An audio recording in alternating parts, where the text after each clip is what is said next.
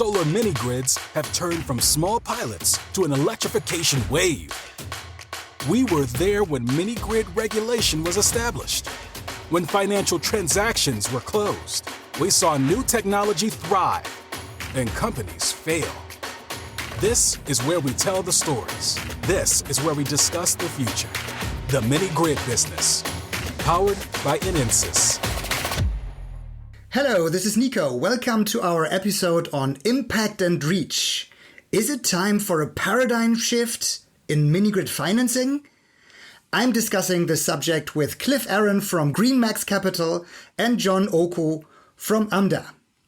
Cliff is a clean energy finance expert. Since 1994, he has focused on international emerging markets, including sub-Saharan Africa.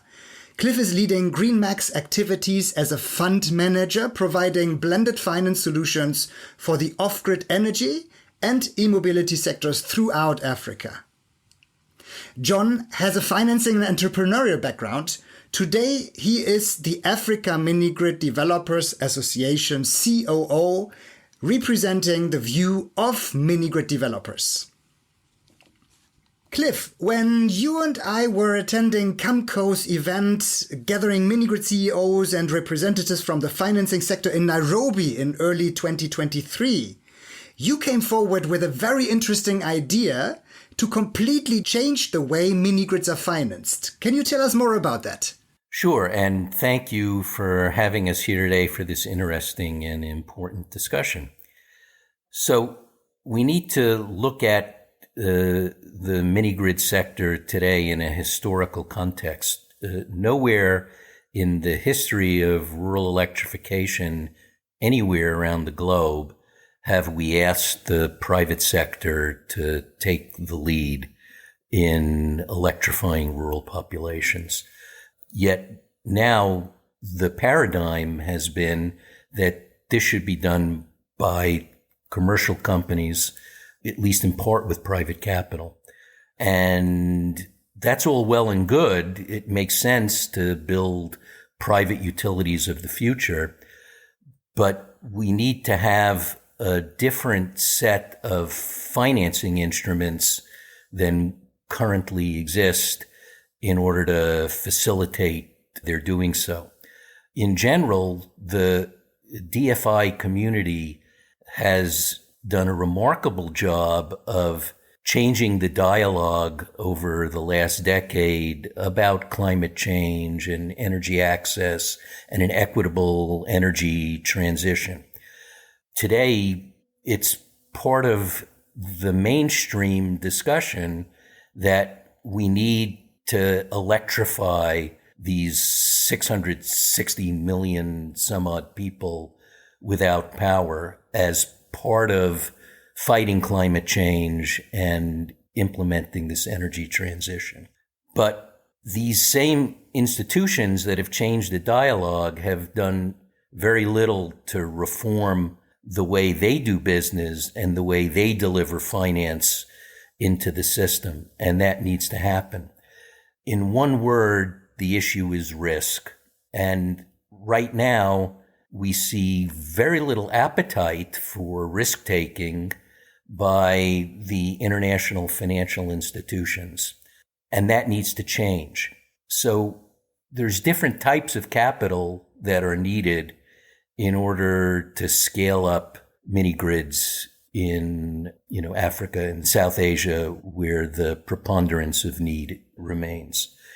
Number one, and this is not talked about nearly enough, we need to provide upfront development capital to help the companies in the space become the utilities of the future. Right now, you see that most of the capital is being provided by private equity, VCs, impact investors with a PE perspective. This is not long-term patient capital. This is not development capital for building companies that are providing rural infrastructure. The return expectations are too high, and the perspective on exiting is way too short. If you look at the World Bank reports on the mini-grid sector, they're saying that just in RBF alone, more than $70 billion is needed just in subsidy in order for mini-grids to fulfill their portion of meeting SDG 7. And if you look at the 40, 50, 60 some odd mini-grid developers working in this space, it's hard to see how those companies, as they are configured today, could possibly absorb that level of capital. Because if it's 70 billion in RBF, it's, 150 to 200 billion in overall capex, right? And, maybe the companies today could deal with 10% of that, but not that order and level of magnitude. So we have to put our attention, I think, urgently on giving the resources to these companies to allow them to hire the kinds of internationally competent staff that they need at all levels, at CEO level, at CFO level, at CTO level, at CLO level, at ESG management level, in order to really enable them to become the private utilities of the future. So our proposal is, in that respect, let's take $100 million. Let's pick 10 developers through some kind of competitive process, and let's put $10 million into each of them just to develop their human resources over the next 3 to 5 years. And that should be delivered, either ideally delivered as grant money, but at worst, deliver it as junior equity with a 10-year time perspective and a 5 to 10% return threshold. So that's number one. Number two, we need project finance. Now, project finance in the infrastructure sector has to be appropriate for building rural infrastructure, right? It means we need long-term tenors of 10 to 15 years. We need interest rates that are compatible with infrastructure projects. So, not 15%, but, 6% debt facilities. And we need project equity that's also appropriate for building rural infrastructure. Patient capital, again, with sub 10% return thresholds. How do we get there?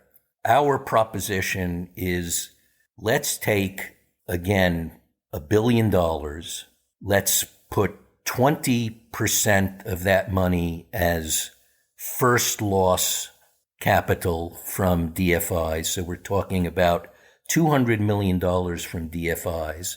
And let's form a mini-grid infrastructure fund where private capital is insulated from the first 20% of loss and therefore can have a different type of risk-return perspective. So those are our two main global concepts of how to deal with the sector. Those are, I think, two pretty simple and doable approaches. Now, there's a lot that, we can talk about of how do you implement those. You've got the World Bank Ascent and World Bank DARES programs that, are trying to do some of that, but they haven't really been able to think out of the box because of their own institutional constraints.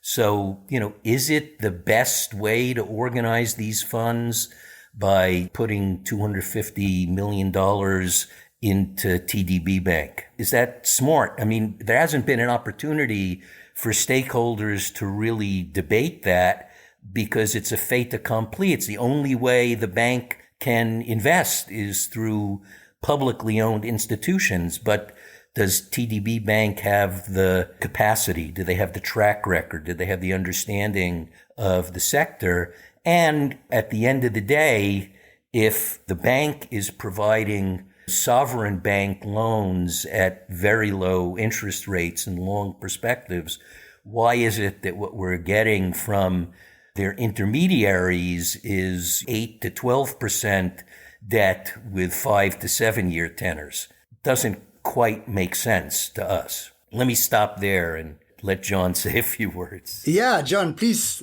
This is quite revolutionary, I would say. Cliff, you're talking about numbers that the mini-grid sector has never seen, but probably, you're probably right. We need these numbers, and we need also new instruments to prepare the companies for growth. John, what do you think? Thanks so much, Nico. Thanks so much for this opportunity to participate in this debate. I think I agree mostly with what Cliff is proposing. What I want to say is that we could probably go further. What do we need to do before the funds arrive, right? I think we need to sit down as stakeholders and really agree on some very simple basic terms. One of them is, Cliff alluded to that, recognizing mini-grids as a different asset class, where we say that we cannot apply the same standards in mini-grids as we apply in large infrastructure projects or IPP projects in the energy sector. Okay, this is a special asset class that we should look at in a very particular way. And so even in terms of due diligence requirements, they should be brought to scale so that they correspond to the nature and the scale of the sector. Once we agree on that, then we can look at the money that is coming and how it is going to be deployed. I like the idea of blended financing because the blended financing between subsidies and grants help bridge the gap between cost-reflective tariffs and affordable tariff to pave way for the private investors to come in at a later stage. And I can mention a few players in the market who have really contributed to that. In West Africa, in Nigeria, the NEP program, and now again the DARES program, where it comes as a risk mitigator, first investment to kind of lower the risk of the mini-grids, to pave way for private investment to come in later on. There is a multi-stakeholder collaboration approach, which Cliff has also alluded to, where we have collaboration among funders, developers, and key stakeholders to come in and really work together. And this was discussed deeply in what you alluded to earlier, Nico, in the CEO roundtable in Nairobi in 2023, where the CEOs of the mini-grid sat together and discussed some of these issues, which were how do we unlock deal flow? How do we strengthen ESG and its impact? How do we mitigate regulatory risk? We've not discussed those issues. Those are the issues I think that need to be discussed first before even we see how we can deploy capital in this sector. But I agree largely with what you have proposed, Cliff. But I think we have to think out of the box. We have to bring patient capital. We have to work with local pension funds. And I can talk about this later on. I think we're going to discuss this, where we can have insurance instruments. We can have local currency investment. Green bonds we've not discussed. Mm-hmm. Yeah, John, you mentioned we need to somehow remove some hurdles. And Cliff, you said that we should maybe start by developing companies' capacities with large amounts of grants or junior equity. And I think that can go together, right? The hurdles that we're seeing in the mini-grid sector at the moment can be overcome by proper human capacities in the companies. If the mini-grid sector is presenting the right ideas and the right concepts, then also regulators, policymakers will answer to this and, after all, create the framework most likely accordingly. Now, Cliff, my question, who would provide this kind of junior equity? I couldn't imagine a World Bank or an AFDB providing that. And after all, this money has to come from DFIs, as you said already. So where do you see channels to actually get that money into the sector? Well, we actually co-manage one such facility that has the capability of doing this if we're able to scale up our capital base, and that's the Clean Energy Inclusion Foundation for Africa, or CEI Africa, as we call it, which today is a 63 million euro fund established as a Dutch foundation that can only receive concessional capital in its funding base from bilateral or philanthropic donors. And we have a mandate co-managing this with Triple Jump and Persistent Energy to expand it to be a $500 million fund. Now, a few things make CEI Africa a unique instrument. Number one, we have a long-term perspective. We have a mandate till 2038, having started in 2021. So it's not one of these 3, 4, 5-year programs that take 3 years to start up and then try to disperse all their money in 1 year. So we have that advantage. We have, as I said, 100% concessional capital base. And that gives us the ability to approach these issues with a different risk lens. And what we've tried to do with CEI Africa is to provide a one-stop shop of financing for the mini-grid sector, to offer RBF and outcomes-based grants, concessional debt in the form of a forgivable loan that pre-finances the grant funding, because, RBF is great, right? It covers 50, 60% of CapEx, but it comes after the fact. That works great if you're a company big enough that you have the resources to get there. But most of the companies in the space today don't. So they need a pre-financing instrument, and they need it on concessional terms. So our forgivable loan provides 1% debt that converts back to a grant when they achieve the RBF milestones. And if they never achieve the RBF milestones, then we convert to a term loan at a slightly higher interest rate, but hopefully we never get to that point.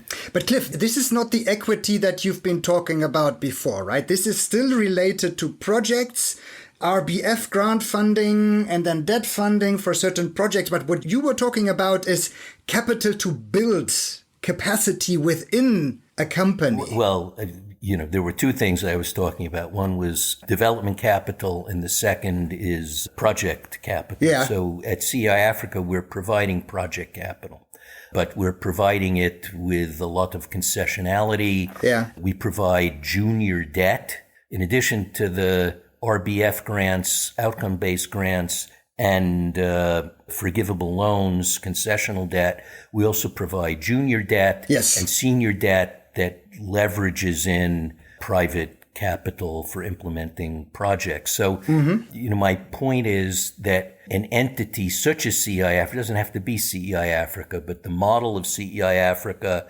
where, you have a foundation established that is able to collect donations from bilateral and philanthropic donors and therefore has 100% concessional capital in its capital stack, allows you to do things that you wouldn't normally be able to do with DFI money, for example. I see. Our proposition would be, we currently do not have a mandate at CEI Africa to provide equity, but we'd love to be able to do so. Okay.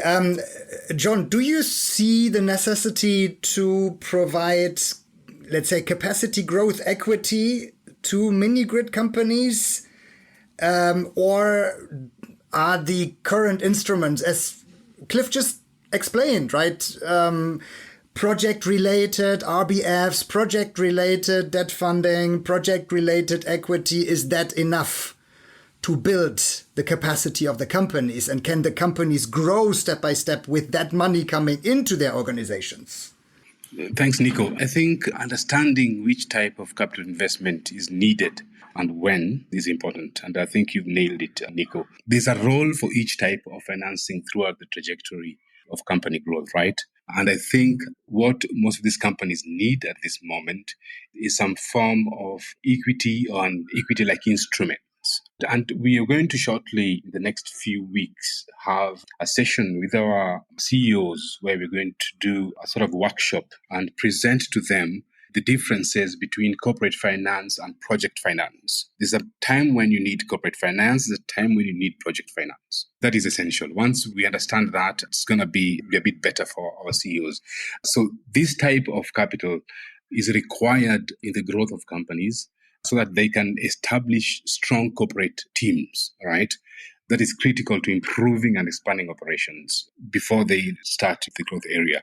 And I think if that is not addressed, if we don't deal with that issue, we'll have companies taking up loans and loans and loans and debt and debt and debt, and they end up facing what we call the valley of death, which will prohibit the sector from scaling and have companies that are not making it beyond a certain number of years. I liked Cliff's proposal in the beginning, where he proposed some kind of equity coming in and it being de-risked at around 20% by DFIs or other institutions or a fund like Cliff's fund. And then, the second portion being taken out by impact investors coming in. But do you think that would happen if you told impact investors, well, here, 20%, put your 80% into a company, make it large? Would they take that opportunity, or would they still say, yeah, but we haven't seen too many successful companies out there yet? Even 80% is still a lot of money. And we're talking about 80% of 100 million, as you said, Cliff. So we're talking about $80 million, which is a lot of money. I'm not sure if impact investors would buy in. What do you think? The $100 million fund, what John is referring to is corporate equity.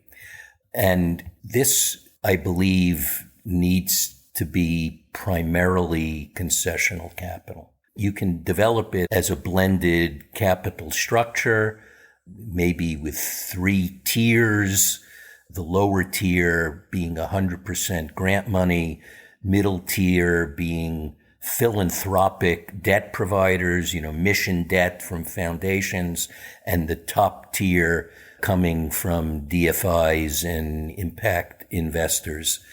What exactly the gearing of those 3 tranches in the stack are requires some study, but my guess is that it would require more than just 20% in the lower stack, probably, 30, 40, even 50% maybe in the lower stack, because equity is on the front line of taking risk, and we're taking risk in very young companies. You could also, use, guarantee type instruments, AGF, Africa Guarantee Fund, for example. Unbeknownst to most people in the space, AGF provides an equity guarantee where they cover 50% of loss in the event of liquidation of the investee. And the problem with that is that they have a maximum deal size of 2 million, so they can provide up to 1 million in cover. But those kinds of instruments could be expanded to provide cover also for a fund such as this. We've had similar discussion with CETA to deploy their guarantee instrument, but their instrument is quite complicated. So I do think it's possible. It takes a shift in mentality from donors. And I'm separating donors from DFIs, right? Donors are bilateral donors like BMZ in Germany and Swiss Agency for Development Cooperation in Switzerland, not their bilateral DFIs like KfW and DEG, right? Let's call it 100% soft money, right? And we understand there's a lot of demands on national budgets right now with 2 wars, inflation, populist movements in all of these Western European and North American countries. Yeah, we understand that. But the mentality of how money is deployed is still very old school. It's like, we'll fund an RBF program because we're putting money into a specific project and we can see the very specific connections and we can communicate to our taxpayers that, yeah, we funded a new electricity connection. Isn't that wonderful? It is wonderful. But if you want to get there, you have to provide some other instrument. I mean, I'm talking about $100 million fund with maybe 30, 40, $50 million in concessional capital in the lower tranche. That feels achievable. from the FCDOs and the BMZs and the SDCs of the world, right? Yeah, but you're correct. How do you sell that to your voters, after all? Where is the direct feedback from spending this money? What is the direct impact that you can report? It takes forever, so to say, from a ministry's perspective, at least more than one election period to finally harvest the results of that. Be bold. Have guts. Show leadership. Stand up in front of your taxpayers and your voters and say, the world is coming to an end in 20 years. We have an immigrant problem if you're a leader. We have refugees coming from these countries. Why are they coming? Because they can't achieve, livelihoods that make sense for them. That climate change is destroying the livability of these countries. So why not be bold and put at least a tiny portion of our taxpayer resources at risk in new and innovative ways? United States, under Joe Biden's leadership, has actually done that, not on an international basis as much as they should, but absolutely domestically through the Inflation Reduction Act. It's the largest public works program since the Great Depression. And if we can take that same political will on a global scale, I think we could get to where we need to be. Yeah. And another angle that we could discuss here, and we're still talking about this initial corporate equity that we need to inject into the companies to grow the organizations and make them ready to scale. Another angle could be, well, what about states? What about governments in African, Asian countries taking equity stakes in mini-grid companies? Because that is what happened in Europe to a very large extent, after all, right? There were private sector companies, and whenever they ran into issues, the government helped them out, injected a lot of money, got decent amount of equity and shareholding in the companies. And then, well, they are doing quite well after all, right? And they are even listed at the stock exchanges, and investors are happy with the returns. So why can't governments put their money into these types of companies, not owning them completely, but at least contributing? Yeah, I think you're right, Nico. I think you're spot on. And this is being done. If you look at Africa 50 is now collaborating with some of the governments to invest in the infrastructure in terms of the transmission lines. And Africa 50 is a bank that is funded by African states. And I think we should advocate and speak more about that, what you're saying, and make them understand that they need to do more on the mini-grid side as well as they're doing on the public sector transmission lines that they are partnering with governments. This can be done by also having World Bank and just to name a few, come in and hold the governments accountable for the public money that they give to governments and say, a portion of this can go into public sector infrastructure, a portion of this can go into rural electrification in terms of having partnerships with people like Africa 50 to come in and invest into mini-grids. That's a very good discussion. Like that. It would be a relatively straightforward avenue, I believe, as this falls right into the mandate of the development banks. Like World Bank, African Development Bank could lend to the states, so to say, and the states could use that money to buy shares in mini-grid companies. But John, do you think mini-grid companies would welcome states becoming shareholders in their companies, or would they not? That's a tricky one. That's a tricky one, Nico. Yeah, and I think, like I said before, I think rural electrification needs thinking out of the box.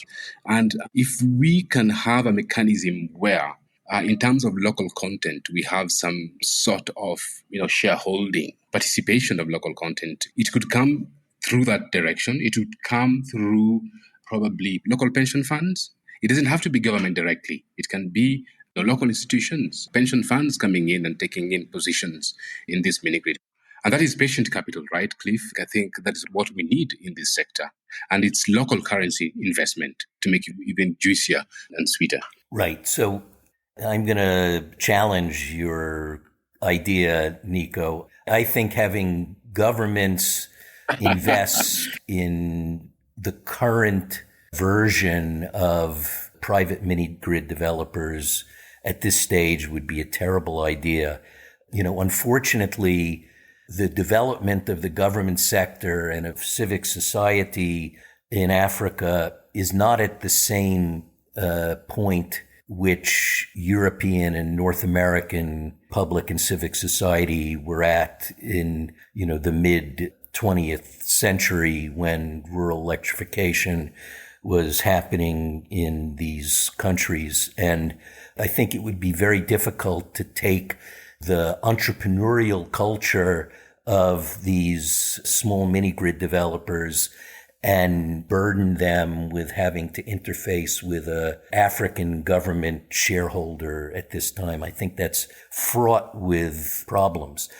Absolutely, pension funds, insurance companies, commercial banks, all can be lured into instruments that allow them to participate in providing the kind of patient capital that's needed. And you need to look no further than what has been accomplished by InfraCredit in Nigeria, where you have government participation in InfraCredit, but it's through the Nigerian Sovereign Fund. And in partnership with Guaranto, they have set up a guarantee instrument that allows InfraCredit to float private placement bonds for local currency institutional investors to be largely insulated from risk. That's a structure that has already been duplicated by Guaranto in Pakistan. And there's discussion of setting up something similar in Kenya. This is a model that I think is a really useful deployment of public capital, because instead of having, as you suggested, Nico, having government invest directly in the mini-grid companies, government is providing a backstopping solution, a risk-sharing solution that insulates local private capital from risk enough so that they will invest in an intermediary like InfraCredit that then provides local currency debt solutions that private local institutional capital can participate in. So that's a great model. And that's how I see the role of an African national government contribution to the financing of mini-grids, to participate in risk-sharing instruments that enable local capital, and to do that in partnership with DFIs, right? So, another issue is local currency fluctuation. We're dealing in countries like Nigeria and Zambia and even Kenya over the last 2 years in high volatility currency environments where the naira has lost 50% of its value over the last year, approximately. The Kenya shilling devalued by a third last year. So local governments can contribute to instruments that insulate against that risk in particular, for example. So they could contribute pari passu with donors and DFIs to some kind of cash reserve fund, for example, that is specifically set up to cover for currency devaluations. I mean, we need this desperately in Nigeria. We see mini-grid developers that have taken hard currency debt to build their mini-grids now unable to service those debts. So we'd love to see some kind of backstopping mechanism that's co-funded by national governments and donors that address that specific risk. Okay, let's talk about this other type of financing instrument that you talked about, Cliff. Like, so far we have discussed about the money that needs to flow into building the institution, building the company itself, the capacity. And then you talked about the part that is even significantly larger, which we need to build in parallel to then finance the projects. And there is a lot going on already, as you mentioned. There's Ascend, AFDB is looking into opportunities here. And there are so many international donors already that are supporting with grants in various countries. So far, it is not very well coordinated. That is at least what I see. And everyone is finding its own methodology of how to disperse the funds. How can we coordinate better in the future? Yeah. So I'm an old guy at this point. I'm a curmudgeon. And, I take the position of trying to always be the guy in the room who says, let's think out of the box. Let's change the system. And when we've had groups of donors together in a room trying to participate in a single instrument, and, the typical disaster occurs where they can't find even a common legal instrument that meets the criteria of their government regulations in order to join together in a single entity. Because the reality that we have to deal with is that we have each individual donor, each individual national government has their own perspectives, and they all want to design and develop and implement their own instrument. And there's, few and far between examples of real collaboration.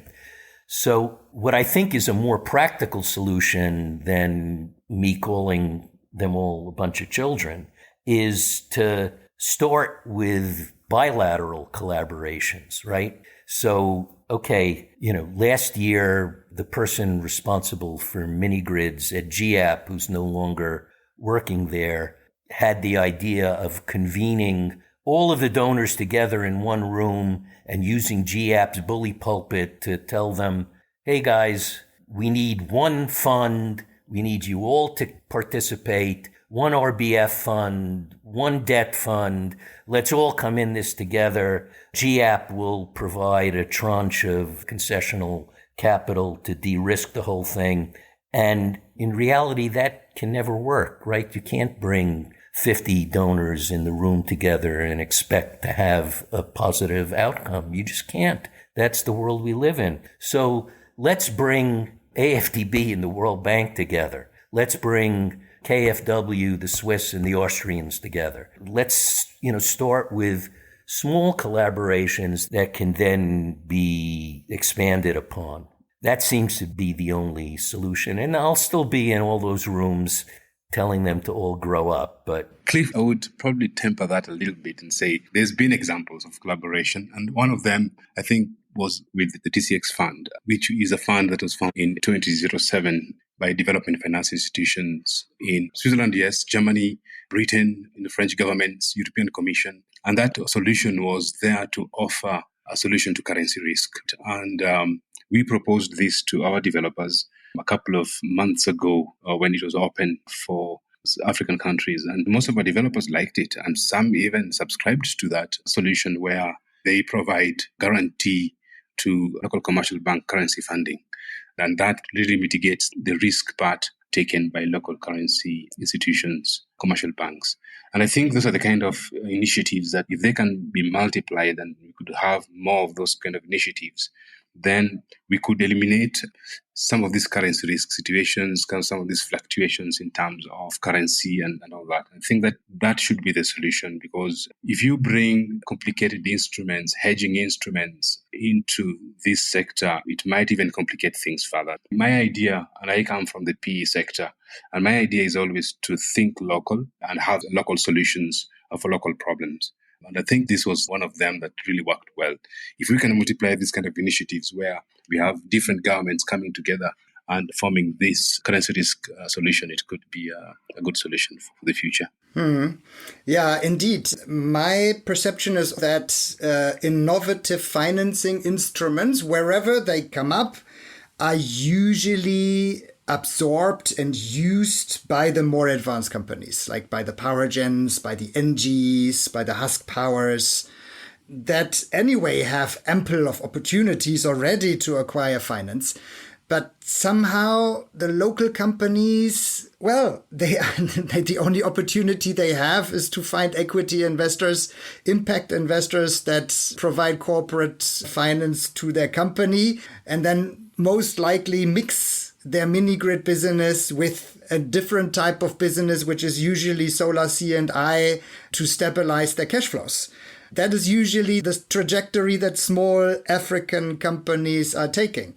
And they are not really benefiting from those new innovative instruments that come online. Is that also your understanding?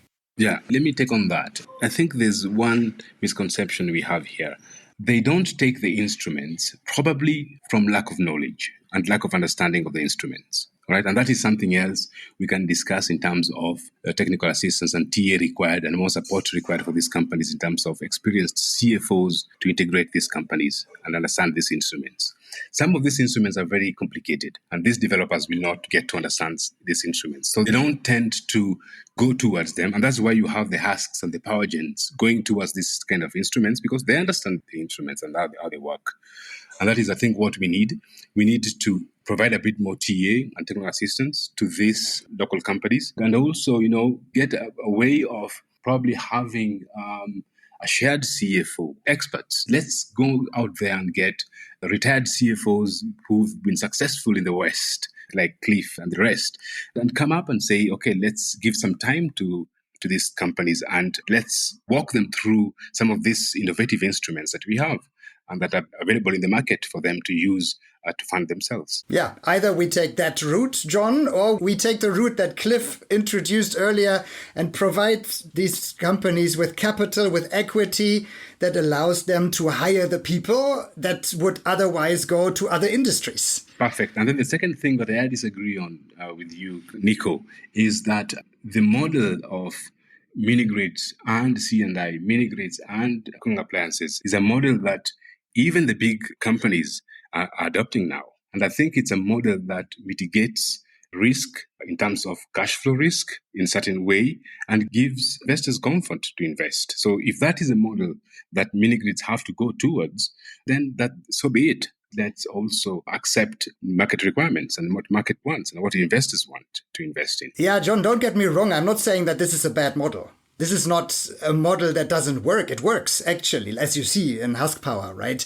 And they have been doing it for a long time. But it distracts the companies from focusing on rural electrification with mini-grids. They need to earn their money from solar C&I while financially supporting and cross-subsidizing the mini-grid electrification department of their organization. And, well, how much more could they achieve if they had the equity to just concentrate on what they actually want to do? I slightly disagree again, Nico, sorry. I think if you have a company that is well organized and cut across different divisions, doing different activities, different CEOs for the activities, and a holding group, there's no reason why you can be successful and you can't deploy mini-grids at scale. I think you can do it. And I think if we have 10 husks, we could go very far in terms of mini-grid deployment at scale in Africa, right? And the holding is the one that takes the investment from the investors. And at the holding level, you have kind of removed all the income risk and the cash flow risk that sometimes a mini-grid are perceived to present. I'd like to hear Cliff's opinion on this. Yeah. So let's call a spade, right? There is enormous bias in the financing markets against African entrepreneurs. Enormous. Overall, in the energy access space, still, 90% of all capital goes to Western majority-owned companies. There's a lot of lip service being paid to try to rectify that, but it's a long-term thing, right? And we have to recognize that we're dealing with that bias and be vigilant in speaking out against it and creating mechanisms like the Get Invest FRS program that try to build up capacity of African-owned companies, and like the Elevate program at Gogla. And I hope and pray that AMDA will be able to launch something similar to the Elevate program specific to mini-grid developers. I think that would be a great thing. But in the short term and the medium term, that bias is going to continue to exist. So, it's going to be Husk and Welight and Energy City and Power Gen. These are the companies that capital in large increments are going to flow to.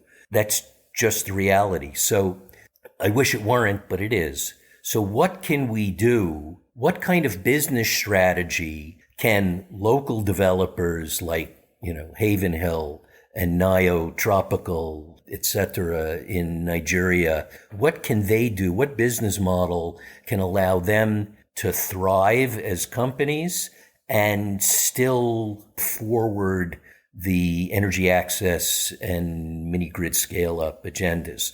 So what we advise these companies is stop trying to build a mini utility company, because you're not going to be able to attract sufficient capital to be able to do that unless you sell your company to Anji, right?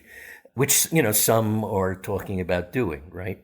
So what role can you play in the ecosystem? And I think there's a vital role that they can play in project development, project implementation, but not to own the assets, right?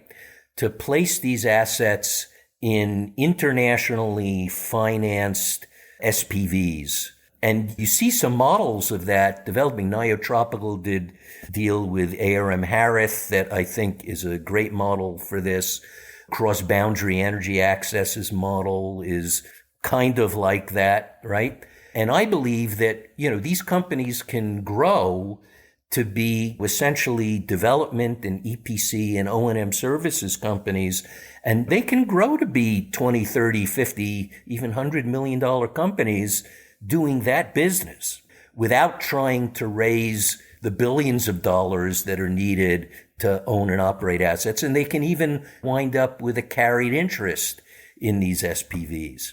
I wish it were different. I wish that the money would flow to, A4&T and my friend Io, and that he could build the mini utility of the future. But unfortunately, I don't see it happening in the short run. So let's support these companies to do what they can do with a lot less capital, but yet still grow and play a vital role in the ecosystem. Yeah, I'm very much aligned with that, Cliff. So that is also what I believe should and will happen, as economies of scale, as we all know, must be developed very quickly to make the sector sustainable. And, capital doesn't flow in the magnitudes required to these African companies yet. Yeah, and anyway, at the moment, mini-grid companies are doing everything, right? They are developing, they are constructing, they are operating, they are owning the assets, they are acquiring finance and everything. I believe that as in every sector, and in developed countries, electricity sector especially, the development of a project is usually separate, is done by a different entity than the operation. So maybe we even see that in the mini-grid space. At least, as you just said, we separate the asset ownership from the development and operation on the other side. John, do you see this happening? Are many AMDA members thinking about this? I think I subscribe to that solution. And that is a problem. I've never seen that in the IPP sector where I come from initially, where you have the same developer developing, operating, and owning the asset. It's quite a challenge when you have to build the infrastructure, you have to, do the O&M, you have to do the EPC, and you have to look for funds for investment. So it's quite a challenge, time consuming.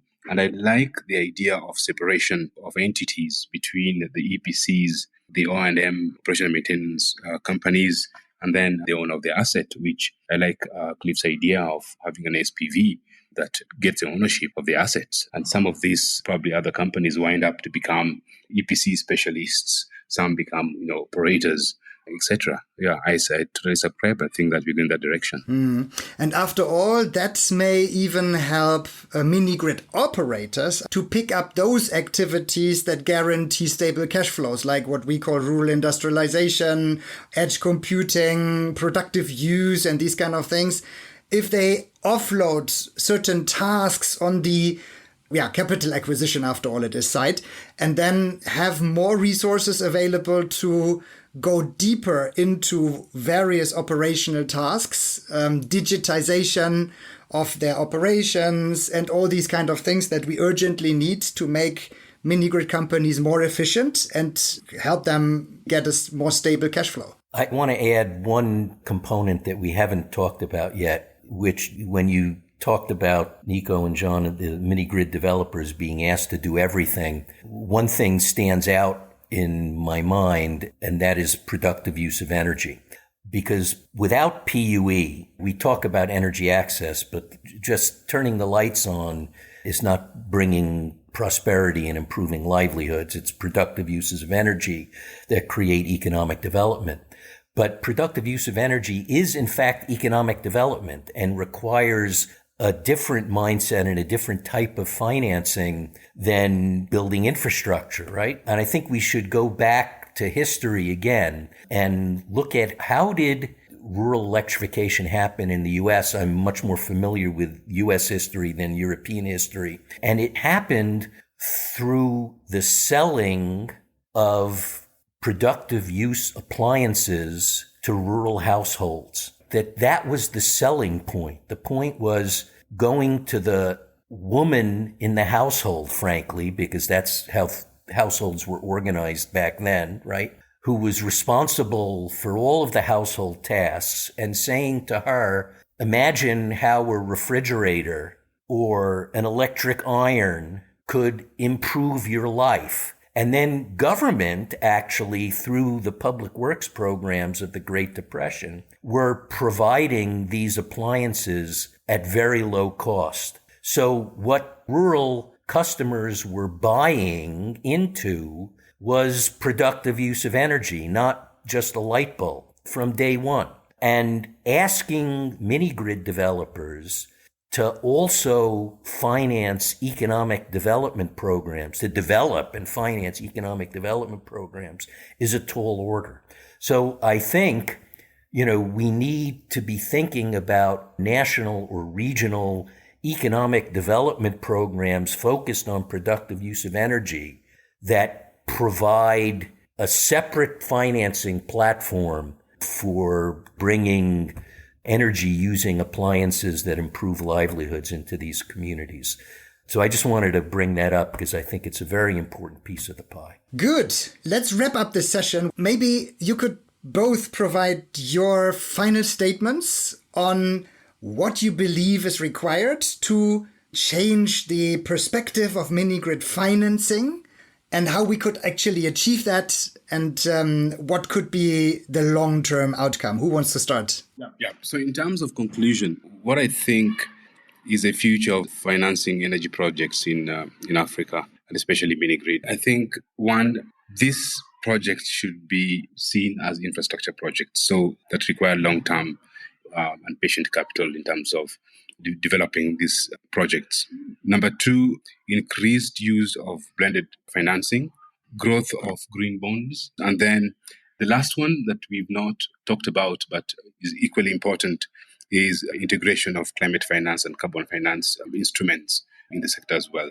And this can be done through platforms. That is being done already. This inception projects being done, but it should be something that we could, put more focus on and see how we can integrate those innovative financing instruments.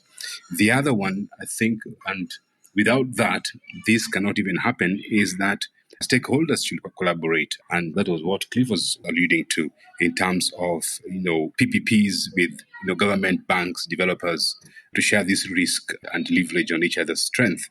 The other one would be collaboration among financial institutions, development banks, commercial banks, climate finance, can pull resources together to fund larger projects. The last one I would quote is the sharing and capacity building among stakeholders on innovative finance mechanisms, which I mentioned earlier, where I think we need to promote, to have more and more TA accorded to capacity building and, bringing most of these companies into explaining how these innovative finance mechanisms work.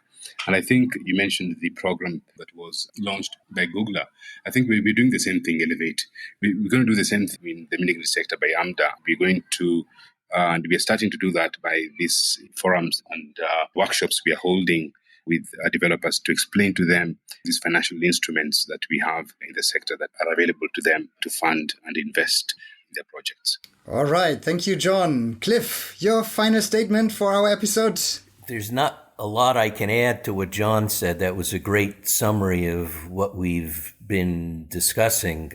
What I would focus on a bit is that maybe all of us need to have a bit of the curmudgeon that's in me. And when the donors say, we can't do that, don't take that no for an answer. Let's be resolute in finding the political pathways to make the case. Let's make the case to AJ Banda that MEGA is not the right instrument for providing guarantees. We need a different instrument. Let's come up with one together. That, maybe working through the regional development banks is not the right way to finance rural infrastructure. Let's speak out, be resolute, and not accept the status quo. Let's force the political powers that be to react and come up with reforms to the international finance system that delivers the kind of capital that's necessary to make this transition a reality. All right. Thanks a lot, Cliff. Thanks a lot, John. Let's hope that we triggered off some thought processes with this episode. And let's continue innovating. Thanks a lot. Talk to you soon. Thank you very much. Thanks. Thank you very much, Nico. Bye. Thank you very much.